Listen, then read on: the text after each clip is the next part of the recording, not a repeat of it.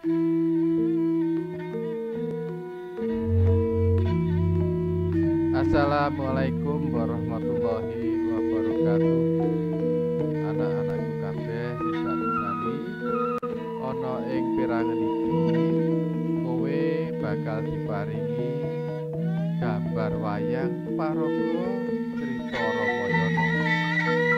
Ing mengko ing saperangan paraga bakal diparingi katrangan kanthi cara ringkesan wae. Dene paraga liyane kuwi bisa kawaca ana ing sangisore video iki yaiku ana ing perangan deskripsi. Sing sepisan yaiku Prabu Rama Wijaya. Prabu Rama Wijaya ugi kagungan asma Sri Rama, Ragawa, Ramaputra lan uga Bathara Rama. Minangka pangarsaning praja ing nagari Kosala ngentosi kalengganipun ingkang Rama Prabu Dasarata. Prabu Rama Wijaya menika putranipun Prabu Dasarata kaliyan Dewi Ratu wayahipun Prabu Banaputra. Prabu Rama Wijaya nggarwa Dewi Sita sasampunipun saged nuku sayembara menang Gandha Kusala kraton Man.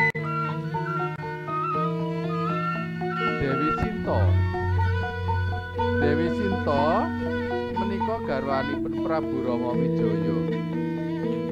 Putrinipun Prabu Janaka saking nagari Mantili kagungan watak setya dumateng garwa. Kabukten rikala kadusta dening Rahwana badhe kagarwa, Dewi Sinta boten kersa sarta tetep suci. Kangge mbuktekaken kasucianipun, Prabu Rama Wijaya ngersakaken Dewi Sinta lumebet ing latu. Dewi Sinta sagah ambyur ing latu ingkang alat-alat. Wusananipun Dewi Sinta boten kobong jalaran kasetyan saha kasuci. Raden Lesmana utawi Lesmana Widagda menika putranipun Prabu Dasarata ingkang angka 3. Lesmana kaliyan Rama Wijaya kadidene renggang gula kumepyur pulut, tegesipun anggenipun kekadangan raket sanget. Tindakipun Raden Rama tansah angani Raden Lesmana. Rikala Raden Rama kindang dhateng alas Dandaka, Raden Lesmana ugi nderek.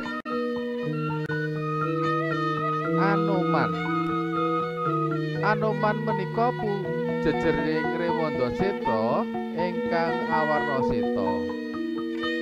Pramila Anoman ugi winastan Rewanda Seta. Piyambakipun putranipun Bathara Bayu ingkang patutan kaliyan Dewi Anjani. Ibunipun Anoman inggih Dewi Anjani menika saderengipun Subali saha Sugriwa. Anoman kautus dening Raden Rama upadi pawartanipun Dewi Sinta ingkang kasingedaken ing Taman Soka ing nagari Ngalengkadiraja. Anoman kasil pinanggih Dewi Sinta lajeng ngaturaken sesupe kagunganipun Raden Rama. Rikala badhe wangsul, Anoman kadenangan dening Indrajit sarta kapikut. Anoman lajeng kapidana obong. Rahwana. Prabu Dasamuka ugi sinebat Rahwana. Prabu Dasamuka menika putranipun Begawan Wisrawa kaliyan Dewi Sukesi.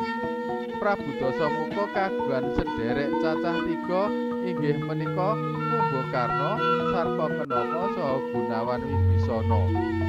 Prabu Dasamuka nedya anggarwa Dewi Sinta jalaran sang Dewi mujudaken titisanipun Bathari Widawati.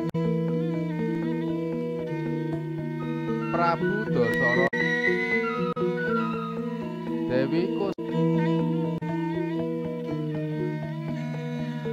Dewi Kekayi, Dewi Sumitra, Prabu Banaputra,